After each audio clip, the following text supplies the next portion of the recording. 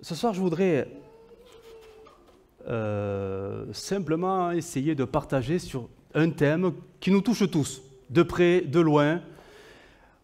Alors, ça fait plusieurs mardis que je ne suis pas intervenu en prédication, donc je ne sais pas si vous vous rappelez de ces mardis où je voudrais amener ce thème un peu particulier, ce que Dieu veut, la volonté de Dieu, pas vis-à-vis de nous, mais la volonté de Dieu vis-à-vis de lui. Parce que lui, il est souvent en attente, parce que les chrétiens sont très lents à la détente. Comme on nous l'a dit encore dimanche, l'obéissance, ce n'est pas naturel. Mais Dieu est tellement patient, il espère et il attend.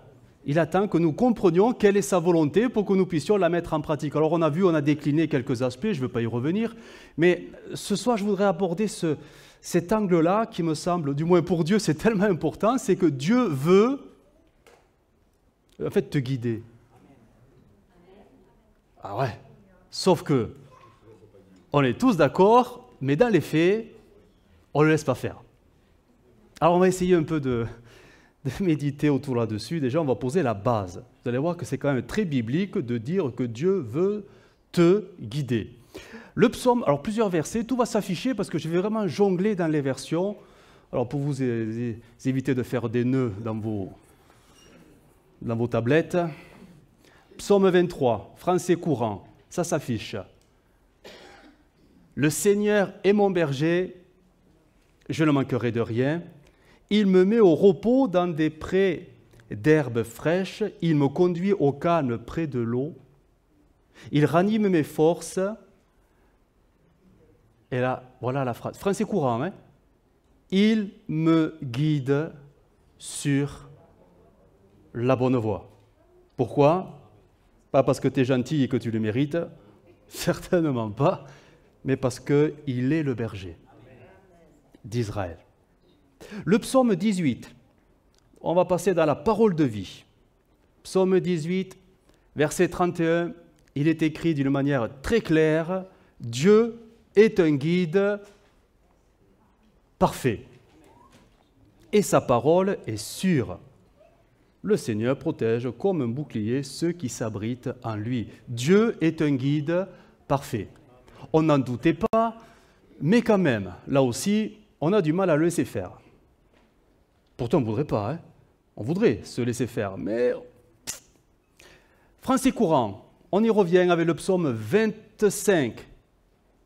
Et au verset 5, il est écrit ceci, c'est une prière, c'est la nôtre, bien sûr.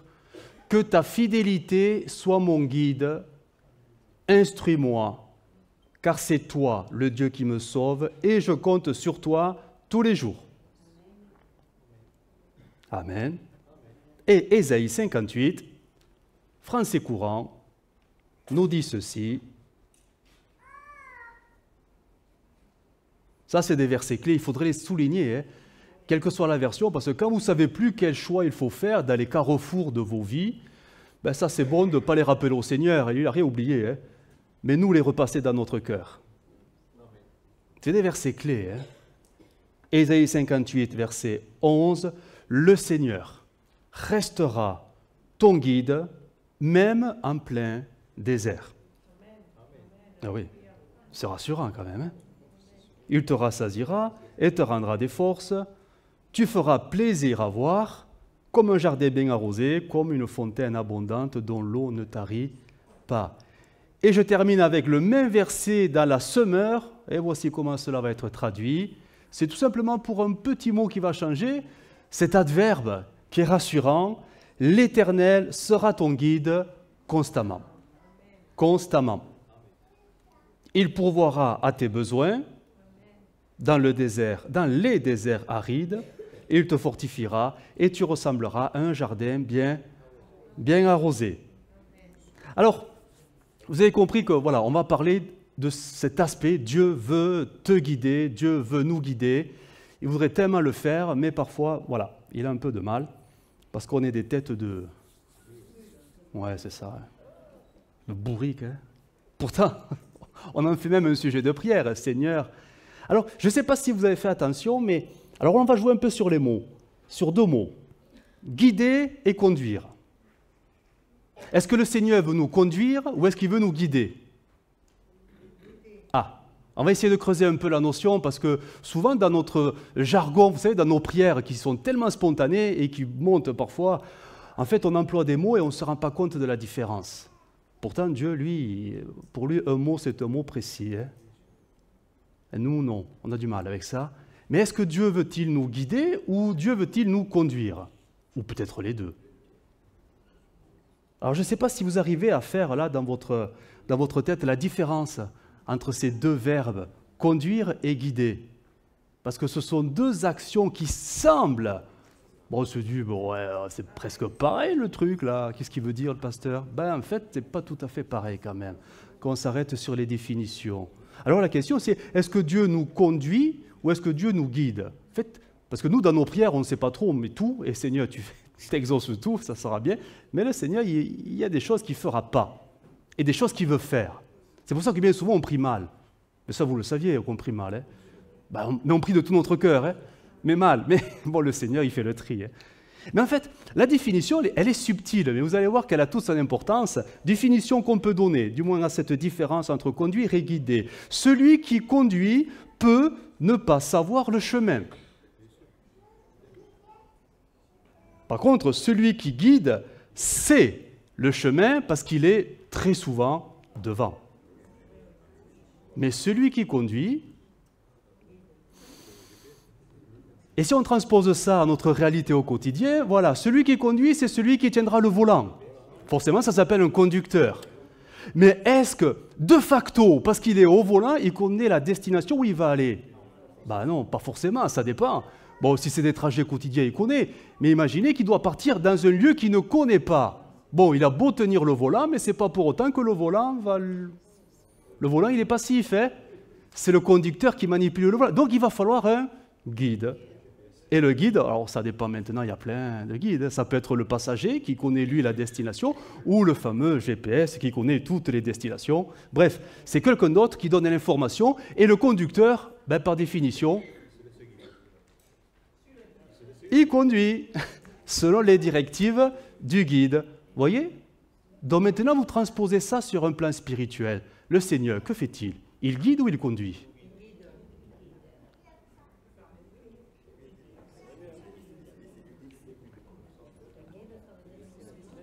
Quand on s'arrête un peu, c'est vrai, Seigneur, tu fais quoi dans ma vie? Alors, en fait, je vais vous donner la réponse. Il n'y a pas de piège. Hein? Le Seigneur, et on a lu les textes, hein? Le Seigneur est celui qui veut guider. Vous savez pourquoi? Parce qu'il connaît le chemin. C'est tout simplement ça.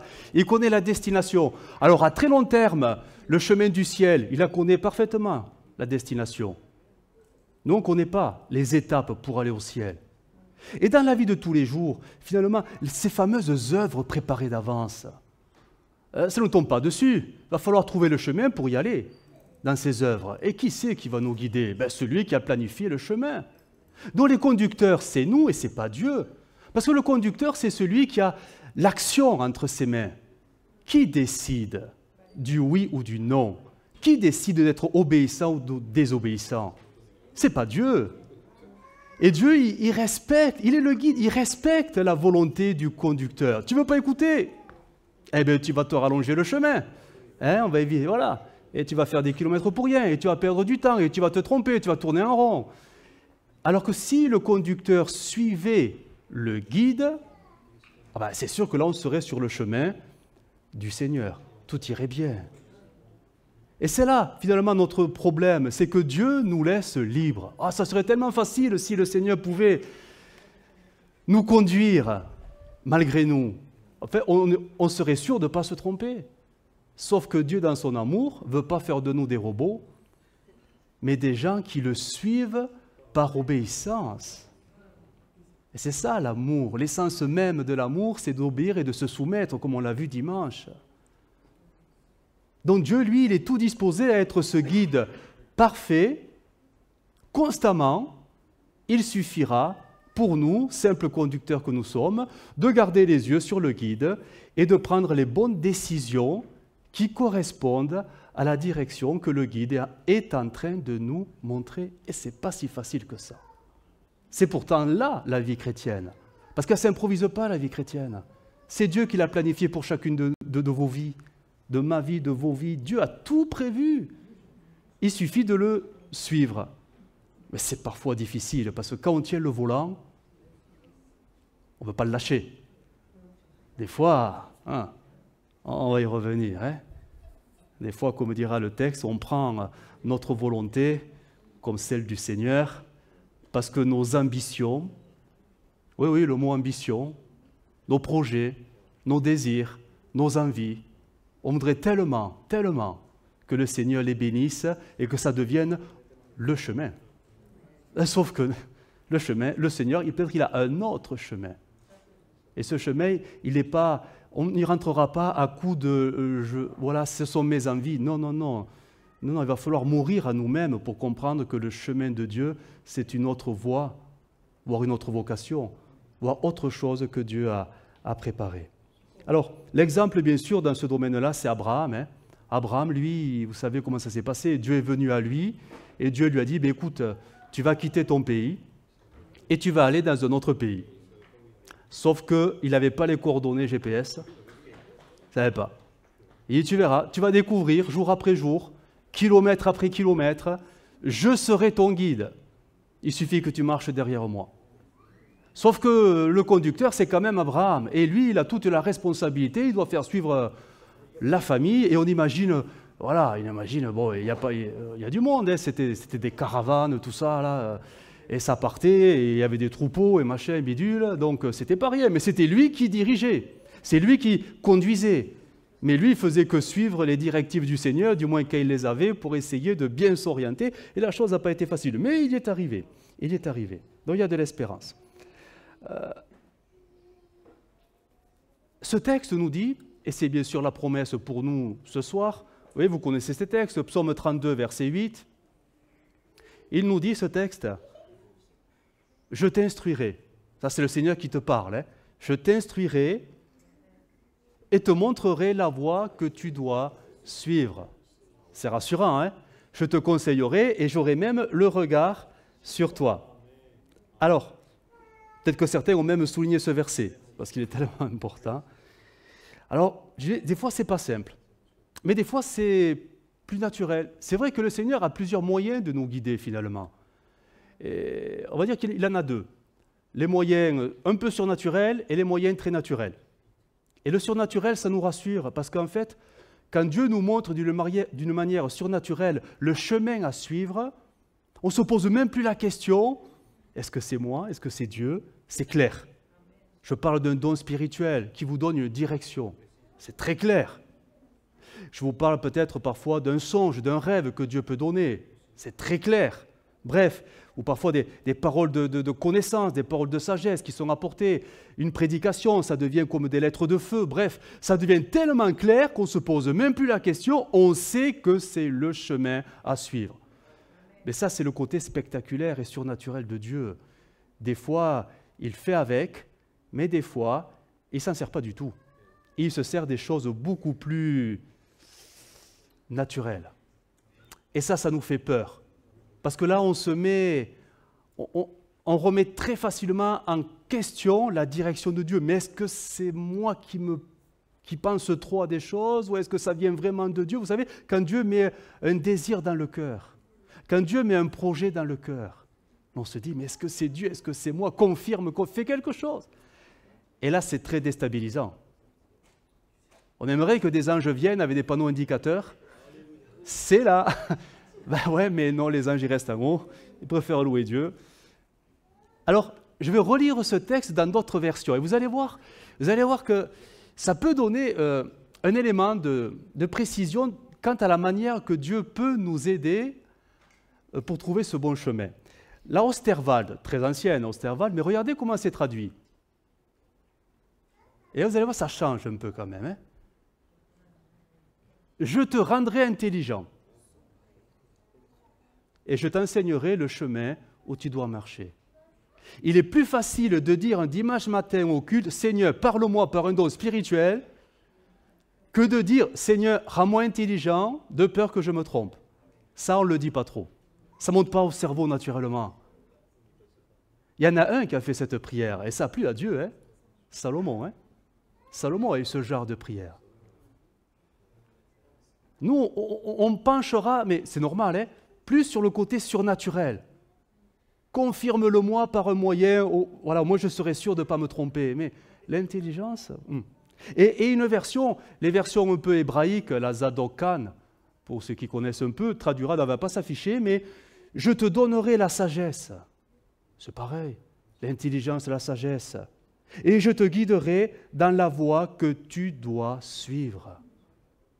Les moyens les plus naturels que Dieu a pour nous guider, c'est aussi de nous donner sagesse et intelligence. C'est moins spectaculaire, parce que tout est à l'intérieur. Ça ne se voit pas que tu es plus intelligent, hein? Mais dans les choix que tu vas faire, ça va se ressentir. Parce que tu feras des choix intelligents. Quand je dis intelligent, non plus qui s'appuie sur tes aspirations, mais cette intelligence spirituelle qui comprend le plan de Dieu. Cette sagesse spirituelle qui comprend le chemin de Dieu. Et non plus qui se laisse aveugler, mais on est tous pareils, par nos propres désirs. C'est aveuglant ces trucs-là, hein? Et des fois, on croit que c'est de Dieu, hein? Parce qu'on est chrétien, donc ça vient forcément de Dieu. Ben non. Il y a des choses qui peuvent paraître très bonnes, mais si ce n'est pas Dieu, si ce n'est pas de Dieu, ben en fait, c'est très mauvais. Très mauvais. Connaissez mon témoignage, quoique peut-être pas tous maintenant, vu que l'auditoire s'est un peu renouvelé. Fut un temps, je voulais être gendarme. Mais il en faut, hein? Il faut prier pour eux, hein, les forces de l'ordre, hein, c'est pas simple. Hein. Est-ce que Dieu est contre la gendarmerie? Sauf que mon projet, le Seigneur, il m'a fermé toutes les portes et à plusieurs reprises. Pourtant, je les ai passées, les concours, et chaque fois, bon, voilà. Alors je me suis dit, bon, il ne veut pas que je sois gendarme. Alors je vais essayer, la police. Au moins, ce n'est pas l'armée. Peut-être ça passera mieux. Alors j'ai passé le concours plusieurs fois. Ça n'a pas marché non plus. Il y a trop de monde. Ça n'a jamais marché. Alors, à un moment donné, parce que je commençais à grandir aussi dans l'âge, et au bout d'un moment, on ne peut plus passer ce genre d'examen. J'ai dit, bon, au peu où j'en suis, après tout, voilà, dans l'armée de terre, après tout, j'ai plus rien à perdre. Et bien, j'en faisais un sujet de prière. Mais j'étais sincère. Seigneur, il fallait bien que je trouve quelque chose à faire quand même de ma vie. Alors, Seigneur, dans l'armée de terre, là, au moins eux, je veux dire, ils ne sont pas trop regardants, quoi. Ils embauchent. Voilà, il suffit de signer parfois et ça y est, c'est parti. Alors, j'y vais croyant que j'allais signer le fameux papier qui allait me ouvrir le chemin d'une carrière. Ouais, parce que moi, j'aime bien les choses qui sont carrées quand même, c'est vrai que... Ouais, sinon, ça passe pas. Eh bien, voilà que j'arrive. J'avais fait mon service national à l'époque, tout ça, donc j'étais connu des services militaires. Sauf que quand ils ont essayé de trouver mon dossier, il a disparu. Voilà. Il a disparu, monsieur, nous sommes désolés. Voilà, bon. Et là, je ne sais plus trop pourquoi. Bon, ça n'a pas pu aboutir. Bon, ok. Et là, j'étais vraiment sur le point de réfléchir. Bon, après tout, maintenant, je peux tout essayer maintenant. J'ai essayé l'armée de l'air, après tout. Le projet était dans ma tête que là, Dieu s'est fait entendre à mon cœur en disant « T'inquiète pas, j'ai un autre chemin. » Et le ministère est venu et s'est présenté. Mais tout ça pour dire que mes projets, ils n'étaient pas mauvais. Ben, bien sûr que non. Sauf que quand ce n'est pas le plan de Dieu, ça devient mauvais. Ça devient mauvais parce que Dieu, quand il prépare quelque chose, ben, il va falloir essayer d'y rentrer. Mais pour y rentrer, des fois, ce n'est pas si facile que ça. On manque d'intelligence. En tout cas, moi, j'ai manqué d'intelligence. Parce que le don spirituel, vraiment qui a été déterminé, il est venu beaucoup plus tard. Dieu m'a laissé bien me tromper sur des années, parce que les concours, on ne les passe pas plusieurs fois dans l'année. Donc, mais à un moment donné, le Seigneur a dit, ouais, stop, maintenant, voilà, tu t'es bien fatigué, je te montre le nouveau chemin. Tout ça pour dire que, oui, je crois que c'est une bonne prière. Seigneur, donne-moi l'intelligence. Pour éviter de perdre du temps, en fait. Donne-moi la sagesse. La Bible dit au Proverbe 28, verset 26, s'il te plaît, il va s'afficher dans la Louis II 21, « Celui qui a confiance en son propre cœur », alors la version elle est un peu radicale, hein, est stupide, il est stupide. Ou d'autres versions disent qui se fie aux impulsions de son cœur. Ah, les impulsions, on en a beaucoup. Vous savez, c'est les désirs, c'est les ambitions, c'est tout ce qu'il y a à nous. Bref. Mais celui qui marche dans la sagesse sera délivré ou, d'autres versions, épargné du danger. Mais cette sagesse, on ne l'a pas. Va falloir la demander. Cette intelligence, on ne l'a pas. Va falloir la demander. Et Dieu la donnera. La Bible le dit. Si quelqu'un manque de sagesse, puis qu'il la demande et Dieu le donnera. Alors, je récapitule. Dieu veut nous guider. Ça, c'est les promesses. C'est la Bible qui le dit. C'est clair. De manière surnaturelle, parfois il le fera. Ça sera très clair. Il n'y aura pas d'hésitation. Il n'y aura pas d'ambiguïté. On sait que c'est le chemin. Mais parfois, et c'est le plus souvent, ça sera de manière très naturelle au travers de situations et de circonstances. Et là, on aura du mal à comprendre. Seigneur, est-ce que c'est de toi? Est-ce que c'est de moi? Et c'est là qu'il va falloir vraiment prier avec intelligence. Seigneur, donne-moi la sagesse pour éviter que je me trompe. Donne-moi l'intelligence pour éviter que je perde du temps et que je m'éloigne et que je m'égare du chemin que toi, tu as tracé. Ça ne fera pas de vous des mauvais chrétiens. J'étais pas un mauvais chrétien quand j'ai essayé de rentrer dans la gendarmerie. Mais non, ça faisait de moi un chrétien qui n'avait pas compris que Dieu avait autre chose pour moi, c'est tout. Mais on est tous pareils. On est tous pareils. Regardez, Romains 12, verset 2, nous dit, parole vivante. Ce texte, bon, on le connaît également. Alors, on ne va pas tout lire, simplement. Laissez-vous, c'est un peu, voilà, c'est la cinquième ligne. Laissez-vous plutôt entièrement transformer par le renouvellement de votre mentalité. Adoptez une attitude intérieure différente, donnez à vos pensées une nouvelle orientation, afin de pouvoir discerner ce que Dieu veut de vous. Ainsi, vous serez capable de reconnaître ce qui est bon au sien, pas au nôtre, au sien, ce qui lui plaît et qui vous conduit et qui vous conduira à une réelle maturité. On ne peut grandir que si on est sur le chemin de Dieu, sinon on tourne en rond. On tournera en rond. Donc, cette intelligence, ce discernement, tout ça, ça doit être un sujet de prière, surtout quand on est dans des choix. Alors, c'est vrai qu'il y a des choix qui sont importants, des choix de vie importants, mais parfois il y a des petits choix qui ne sont pas si petits parce que des fois, ça peut... voilà, il est bon de demander à Dieu sans cesse cette intelligence. Je vais essayer d'illustrer tout ça au travers d'une expérience que deux hommes ont connue, et vous allez voir qu'en fait, ils ont la même direction, ils vont avoir la même difficulté, le même obstacle. Pourtant, ils ont la même destination, la même promesse, mais Dieu va agir de deux manières totalement différentes. Vous voyez de qui on parle? Non, et c'est normal. Je vais vous expliquer. On parle d'Abraham. On y revient. Abraham. On va lire le texte. Pas tout, mais quelques versets. Genèse 12. Abraham. Genèse 12, verset 1, version Summer. L'Éternel dit à Abraham, va, quitte ton pays, ta famille et la maison de ton père, pour te rendre dans le pays que... Point final, ça s'arrête là. Verset 6. Abraham traversa le pays jusqu'au lieu appelé Sichem, jusqu'aux chaînes de Morée. À cette époque-là, les Cananéens habitaient le pays. L'Éternel apparut à Abraham et lui dit, « Je donnerai ce pays à ta descendance. » Abraham érigea là un autel à l'Éternel qui lui était apparu. Puis il leva son camp pour se rendre dans la région montagneuse à l'est de Béthel. Il établit son campement entre Béthel à l'ouest et Haï à l'est. Il y construisit un autre autel à l'Éternel et le pria.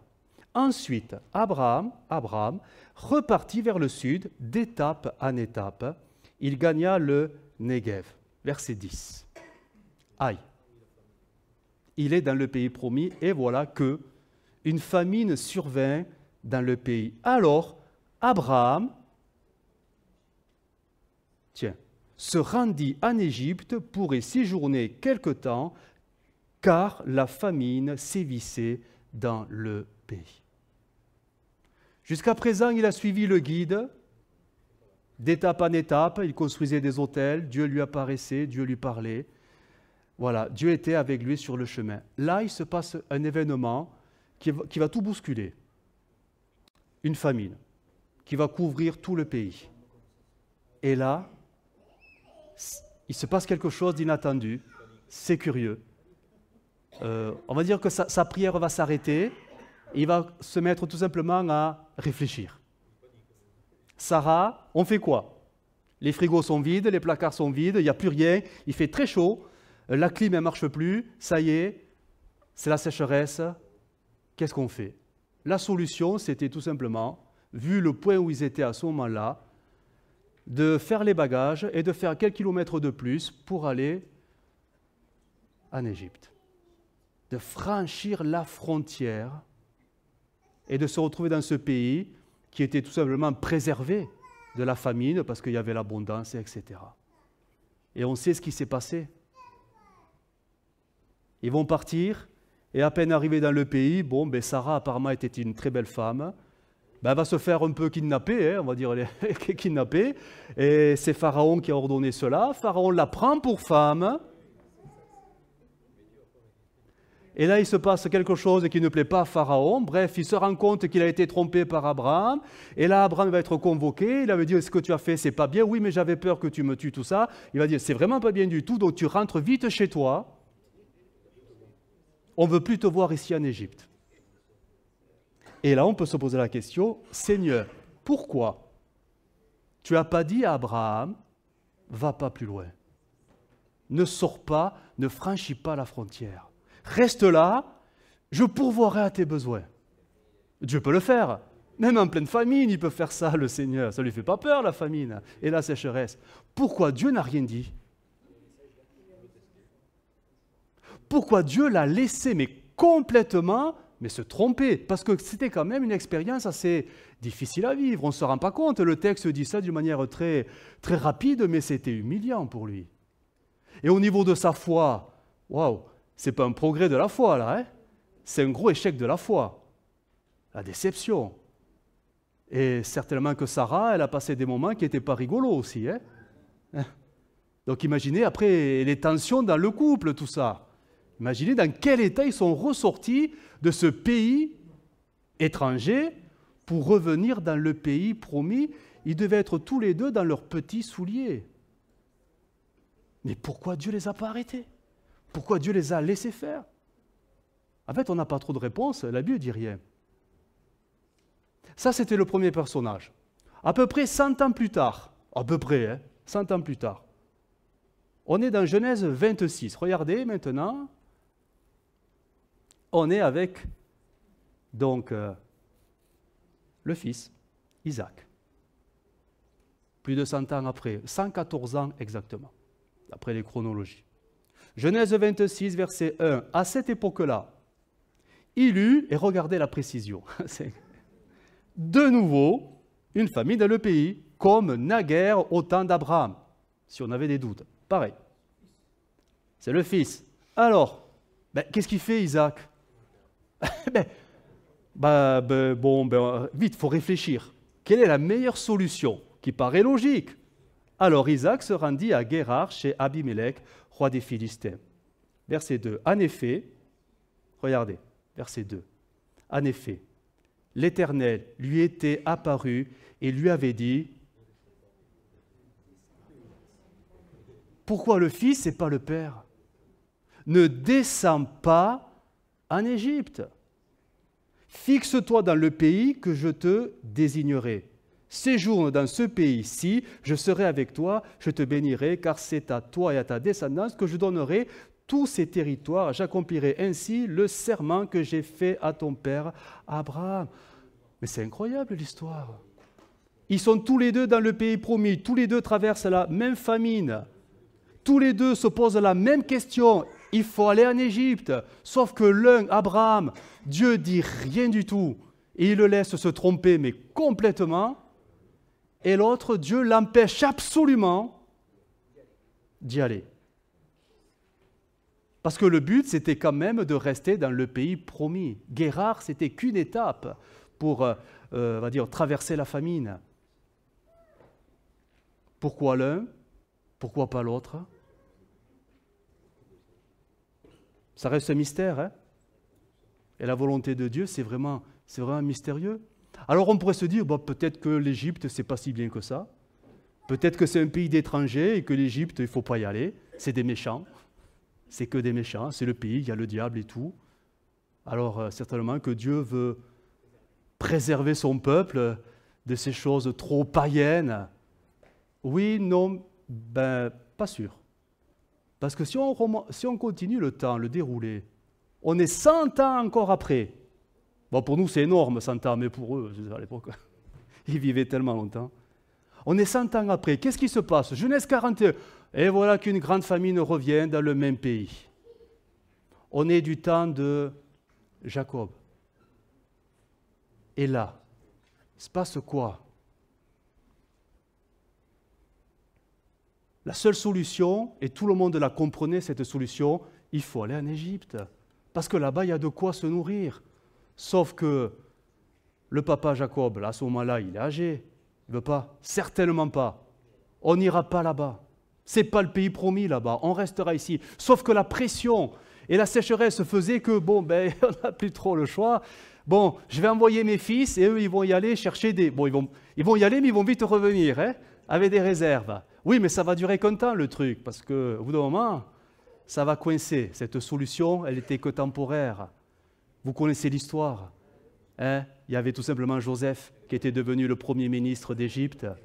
Et ce premier ministre va dire à ses frères, « Allez dire à mon père qu'il peut venir, qu'il soit rassuré, j'ai tout préparé. C'est Dieu qui m'a envoyé là-bas pour justement vous préparer le chemin afin que vous ne périssiez pas dans cette famine qui va durer encore des années, des années, des années. » Donc Dieu a préparé un chemin, parce que Jacob, il ne voulait pas le prendre. Hein.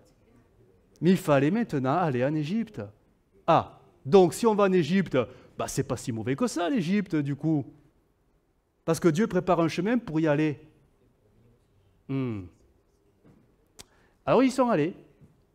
Sauf que le temps va passer, et à un moment donné, Dieu va dire, allez, vous allez sortir du pays maintenant. Vous allez revenir dans le pays promis. Et Dieu, qui est merveilleux, va leur donner un guide incroyable. Un gars qui ne sait pas parler, un gars qui ne veut pas y aller. Bref, il a appris à être le guide aussi, hein, c'est Moïse, le grand libérateur. Autant Dieu a préparé le chemin pour y aller, autant Dieu préparera le chemin pour en sortir 4 siècles plus tard. Et ils vont pouvoir s'installer enfin dans le pays promis. Donc l'Égypte, ce n'est pas si mauvais que ça. Finalement, ce n'est pas le pays du diable, tous les Égyptiens seraient méchants. Non, parce que ça a quand même servi aussi au peuple de Dieu. Je remonte le temps. Allez, non, je ne remonte pas, je fais avancer le temps. Et là, on va y aller des siècles et des siècles et des siècles et des siècles beaucoup plus tard. On se retrouve avec une famille qui est vraiment dans l'incertitude la plus totale parce que voilà qu'ils ont un enfant qui est tombé du ciel presque, c'est Jésus. Et là, ils savent que Hérode, il est très, très, très méchant et qu'il veut mettre la main sur tous les enfants parce qu'il sait qu'un roi est né, un Messie. Et là, il se passe quoi? Qu'est-ce que Dieu va faire? Il va envoyer un ange dans un songe, et il va dire à Joseph, « Hé, n'aie pas peur, on t'a préparé un chemin, tu vas en Égypte. » Oh, tiens donc, pourtant le pays promis, c'était là où ils étaient. Il aurait pu avoir le secours dans le pays promis, mais Dieu lui dit, « Non, tu vas en Égypte. » Et là, l'enfant sera en sécurité. D'après les chronologies, il va rester là-bas 1 an, 2 ans, on ne sait pas trop. 1 an, 2 ans, quand même, c'est pas rien. Hein. Et voilà que Joseph entend et comprend que, voilà, par révélation, que ceux qui en voulaient à la vie du petit enfant, ben, ils sont tous, voilà, ils ont fait leur temps. Et l'ange va leur dire, ben, tu peux revenir. Tu peux revenir. Et le chemin inverse se fera. Donc on s'aperçoit que l'Égypte, c'est pas si mauvais que ça, parce que ça devient une terre refuge quand même. Hein. Terre refuge, quand même, ça a aidé pas mal le peuple de Dieu. Oui, mais pourquoi? Des fois, il ne faut pas y aller, des fois, il faut y aller, des fois, il ne faut plus, des fois, il ne faut pas y rester, pas trop longtemps. Bref, mais on n'a aucune réponse. C'est Dieu qui fixe ces étapes-là. Et nous, on ne peut pas les comprendre. On ne peut pas les comprendre.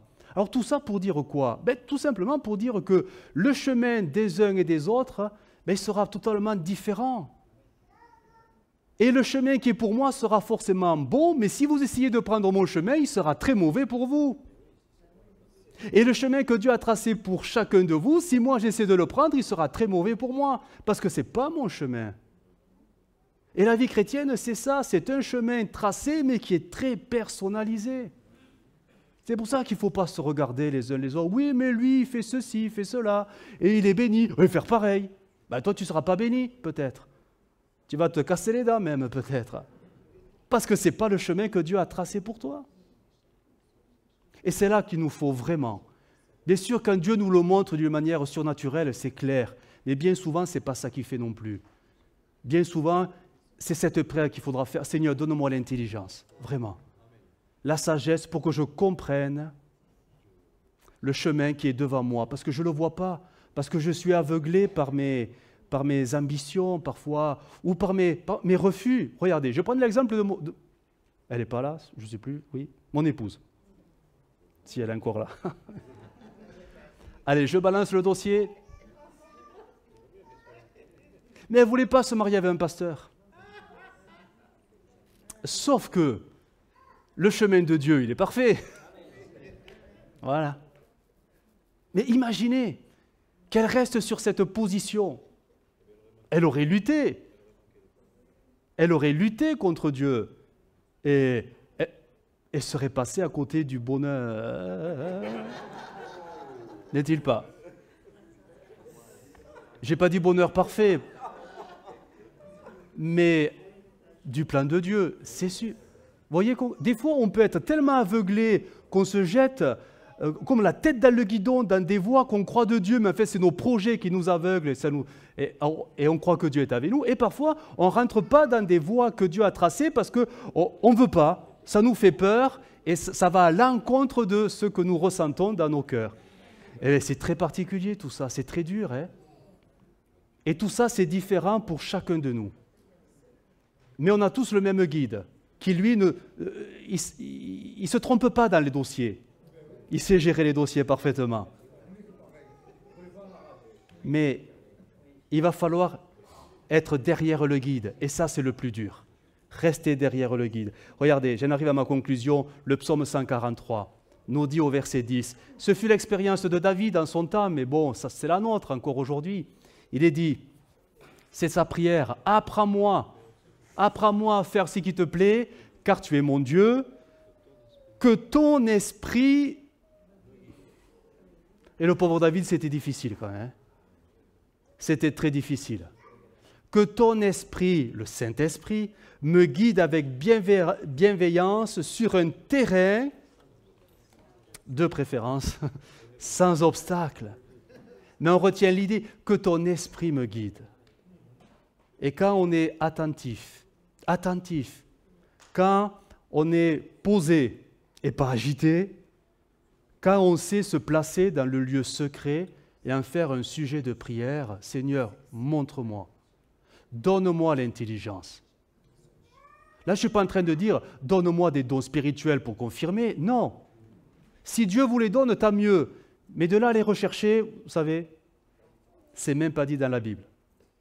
Par contre, la sagesse et l'intelligence, ça c'est dit plusieurs fois, qu'il faut la demander. Demandez ce que Dieu vous dit de demander dans l'Écriture. Au moins, vous ne serez pas déçus. Les dons spirituels, c'est un plus. C'est un plus pour les bourriques, plus. Mais pour ceux qui veulent être spirituels, l'intelligence, c'est suffisant. Pour ceux qui veulent grandir dans l'esprit, la sagesse sera suffisante. Et ça, on peut la demander, et sans cesse la demander pour éviter de se tromper, que ton esprit me guide, afin que quand il y aura des choix à faire, mes choix deviennent tes choix. Que ma volonté devienne ta volonté. Vous voyez? C'est ça la maturité spirituelle. C'est non pas quand Dieu nous guide d'une manière un peu, allez, c'est à droite, tu n'as pas le choix, serre les dents et tu obéis. C'est pas ça. Parfois, Dieu fait comme ça. Mais nous qui aspirons à grandir, ben, il va falloir la manifester, cette croissance, par des comportements spirituels. Vous voyez? Et ça devient un peu plus dur. Et pourtant, c'est là que Dieu veut nous amener. Colossiens 1,9 nous dit, regardez, français courant traduit ainsi, « C'est pourquoi nous ne cessons pas de prier pour vous depuis le jour où nous avons entendu parler de vous. Nous demandons à Dieu de vous faire connaître pleinement sa volonté. Grâce à toute la sagesse et l'intelligence, ben voilà. » Vous voyez? C'est plus biblique de demander la sagesse et l'intelligence par le Saint-Esprit qui est déjà à nous que de supplier le Seigneur, donne-moi une parole, donne-moi une parole, donne-moi un don, donne-moi un rêve, donne-moi un songe, donne-moi un ange, donne-moi je ne sais pas quoi. Si ça vient, tant mieux, c'est une grâce. Mais si ça ne vient pas, que votre vie de prière s'appuie sur les promesses des Écritures et sur pas des expériences que d'autres ont pu faire. Vous voyez la différence? Que votre prière s'appuie sur « il est écrit » et non pas faire des copier-coller. Ah oui, un tel, voilà, un tel. Non, parce que ça ne marchera pas. Et c'est là qu'il faut grandir. Il va falloir se dépouiller des choses de l'enfant. Vous savez, les enfants, c'est terrible. Hein. Oh là là. Il suffit de deux enfants. On pourrait très facilement faire l'expérience ce soir. Vous leur donnez un jouet, un seul, mais un jouet que tous les deux aiment. Et vous allez voir ce qui va se passer. Ils ne vont pas jouer ensemble en même temps. Oh, que non, ça serait trop facile. Ils vont se taper dessus presque. Ça va être à la colère. C'est mon jouet, non, il est à moi. Non, si, il est à moi. Ça va être la dispute. Vous voyez? Oui, mais quand Dieu fait une grâce à quelqu'un, une bénédiction particulière, une révélation particulière, ben c'était pour lui. Ne croyez pas que ça va être pareil pour tout le monde. C'était pour lui.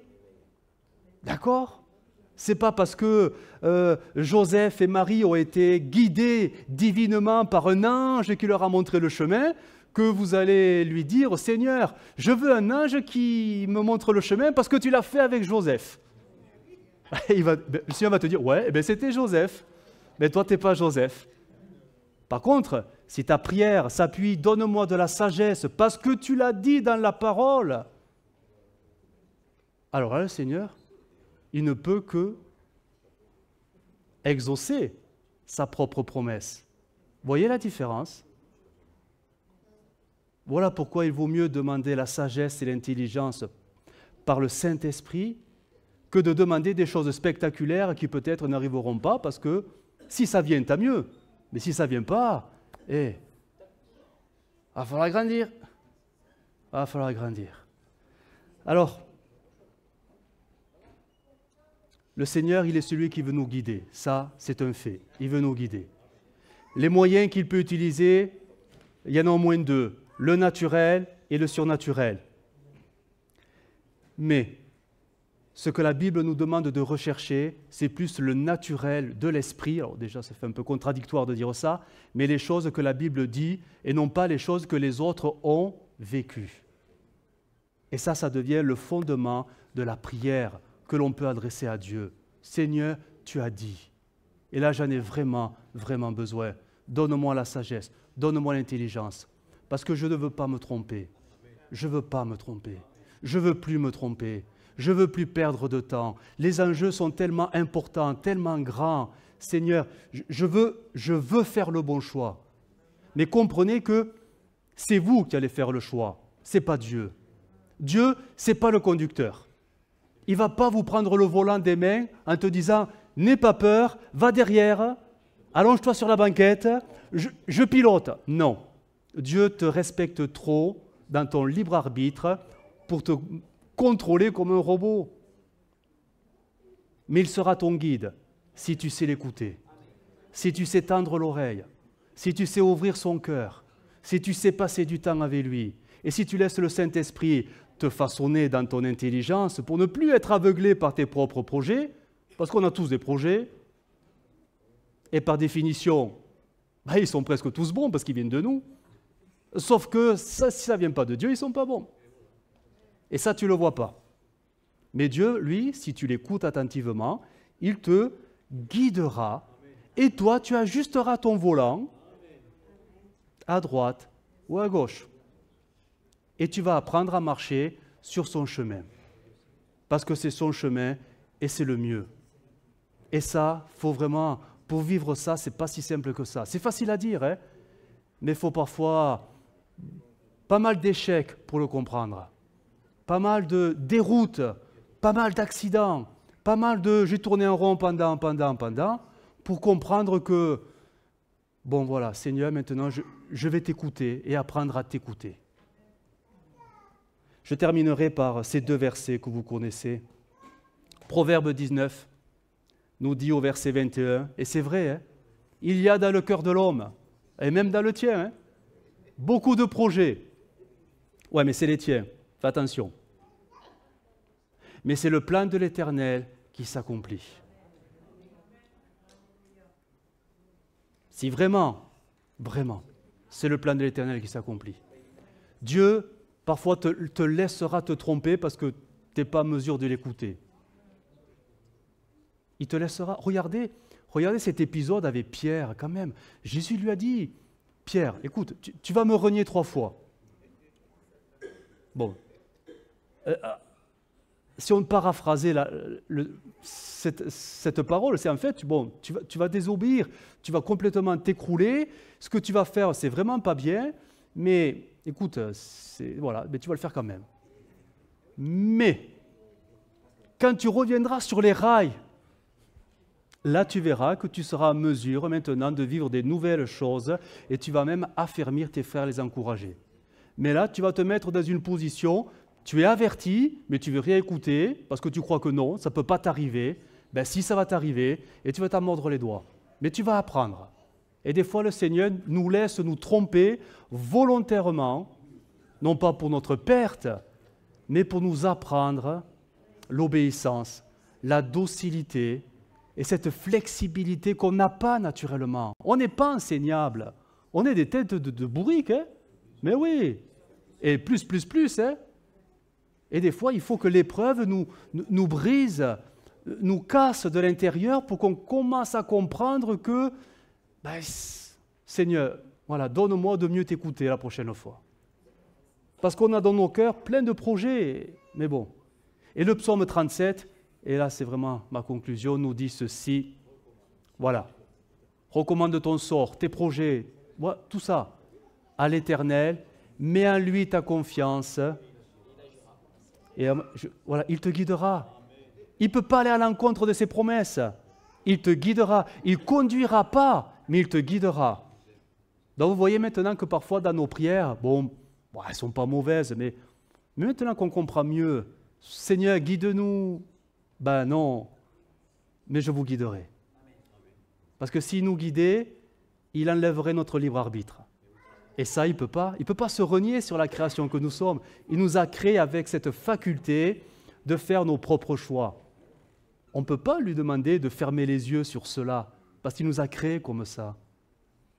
La seule chose qu'on peut lui demander, c'est « Seigneur, guide-moi et donne-moi une oreille pour bien comprendre les directives. » pour éviter que je mette des coups de volant inutilement dans des directions qui ne sont pas les tiennes. Que Dieu nous aide. Hein? Dieu veut nous guider. On prie le Seigneur. Notre Dieu, nous te bénissons. Nous sommes là devant toi et tu sais et tu connais notre désir, qui est celui de te plaire en toutes choses. Et dans ce domaine si particulier de la direction divine, tu vois combien d'erreurs on a pu faire, combien de fausses routes on a pu prendre, combien de fossés dans lesquels on est tombé, combien de ronds-points dans lesquels on a tourné en rond pendant des années. Seigneur, nous voulons grandir. Et ce que nous te demandons, Seigneur, c'est tout simplement cette sagesse, cette intelligence, qui ne vient pas de nous, mais de ton esprit en nous, afin que nous comprenions les enjeux spirituels, quand nous prenons des décisions, des orientations qui auront peut-être un impact sur même toute la famille, que ce soit peut-être dans la vie professionnelle, ou dans la vie familiale, ou dans la vie d'église. Seigneur, quelle que soit la sphère dans laquelle nous évoluons, nous voulons avoir, Seigneur, tes choix. Et nous voulons faire ta volonté. Nous ne voulons pas nous laisser aveugler par nos propres ambitions, nos projets, ce qui nous tient à cœur. Seigneur, nous voulons laisser ça de côté parce que c'est ta volonté que nous voulons vivre. Alors ouvre nos yeux, ouvre nos oreilles, que nous puissions te voir en train de marcher devant nous, tel le guide parfait, qui constamment, et même dans le désert, montrera le chemin qui est tracé par le Seigneur lui-même. Oui, aide-nous, Jésus. Nous avons tellement besoin de toi. Amen. Amen. Gloire à toi, Jésus.